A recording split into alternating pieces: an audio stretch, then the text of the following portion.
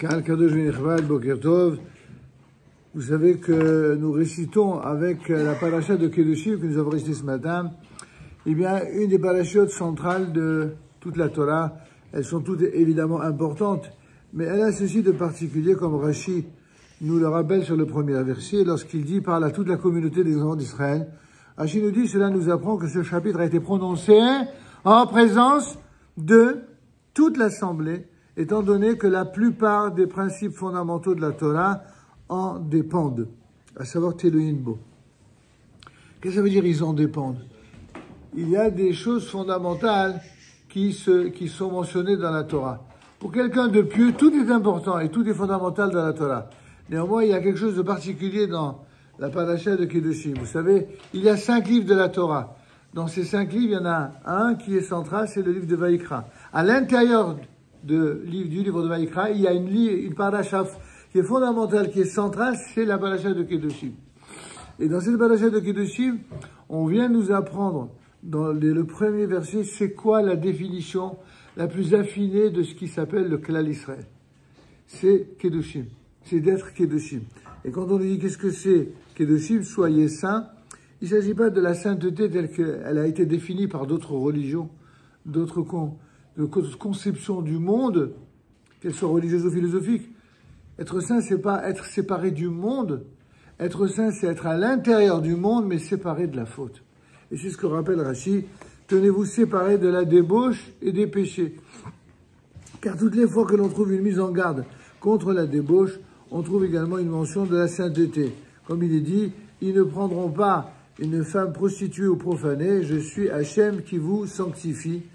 Et il est dit par la suite, il ne profanera pas sa descendance dans ses peuples, car je suis Hachem qui le sanctifie, ou alors ils seront saints, et ils ne prendront pas une femme prostituée ou profanée.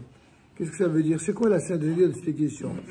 D'ailleurs, nos maîtres disent que ça veut dire de dire qu'ils doivent être séparés des fautes interdites et également de la transgression en général. L'un et l'autre sont liés. En vérité, il existe plusieurs manières de profaner l'Éternel. Il existe plusieurs manières de transgresser la Torah et les mitzvot. Ce qu'on vient nous apprendre ici, c'est la même réponse à la question posée par Barthénora sur la première Mishnah de Pirkei Avot, à savoir qu'est-ce qui nous distingue à nous dans la Torah de la morale juive par rapport à la morale des nations. Dans les morales des nations, très souvent, eh bien, on donne des leçons aux autres sur des règles que l'on piétine, que l'on transgresse, et on trouve ça absolument sans problème. Il n'y a aucune immorale à piétiner et transgresser ce que l'on propage comme règle. Dans la Torah, quand il dit Kedushim Tiyu, c'est-à-dire essayer de construire toute sa vie durant une sorte de cohérence de sainteté.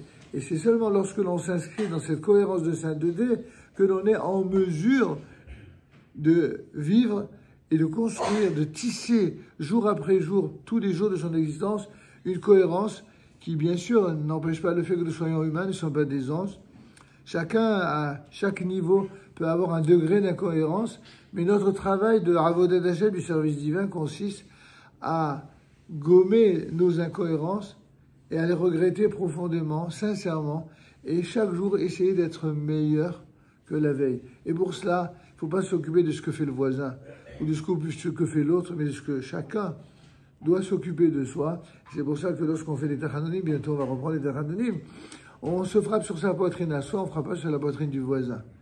Il faut toujours avoir cette capacité de développer une remise en cause de soi et de donner des leçons à soi. Et pour ça, il faut déjà avoir ce bas, cette humilité fondamentale d'apprendre, d'accepter et de se remettre en cause en permanence. C'est tout le contraire d'un mouvement de révolte qui, malheureusement, dans nos dernières générations, eh bien, ont envahi le monde au point que plus personne, dans beaucoup de milieux, n'accepte rien de personne. À l'inverse, nous, on accepte, mais on accepte de ceux qui sont des références, ceux qui ont un comportement le plus exemplaire qui soit, et surtout, on prie Dieu pour qu'il nous donne tous la force, eh bien, d'être de ceux-là, d'être de ceux qui pouvons être un exemple, d'être de ceux qui pouvons apporter la lumière, et d'être tout simplement Kedushim. Je répète, Kedushim, soyez séparés des transgressions, des fautes dans le domaine des mœurs, mais pas du monde. Il faut pas être coupé du monde. Il faut être avec le monde. Il faut construire avec ce monde un monde meilleur. C'est aussi pour ça que nous menons des guerres contre le mal, contre le mensonge. C'est tous les thèmes que nous allons aborder dans cette paracha et qu'on va étudier ensemble. Rabbi Hanan Sha'omer Shakadosh Baruch Hu Lezakot Savicha Ibalan Toshema Mazal Mitorah Veyadi